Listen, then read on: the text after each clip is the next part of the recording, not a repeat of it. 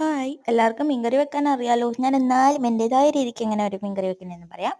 എണ്ണ ഒഴിച്ച് കടുക് പൊട്ടിച്ച് അതിലേക്ക് ഇച്ചിരി ഉലുവ ഇട്ടതിന് ശേഷം ആദ്യം കുറച്ച് വെളുത്തുള്ളി, അതിനുശേഷം കുറച്ച് തക്കാളി, കറിവേപ്പില, ഇഞ്ചി, സബോള, പച്ചമുളക് ഇത്രയും സാധനങ്ങളിട്ട് നന്നായിട്ടൊന്ന് വഴറ്റണം കേട്ടോ.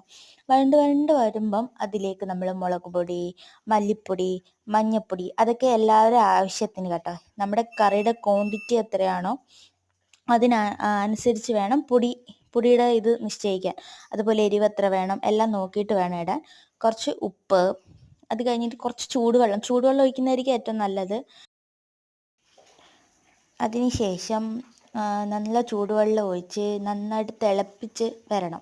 നല്ല തിള വന്നതിന് ശേഷം നമ്മുടെ കഴുകി വൃത്തിയാക്കി വെച്ച മീനുണ്ടല്ലോ, മീൻ അതിലേക്ക് തട്ടിക്കൊടുക്കുക. എന്നിട്ട് 1, 2, 3 പുളി, അത് നിങ്ങളുടെ ആവശ്യത്തിന് പുളി ഇടുക.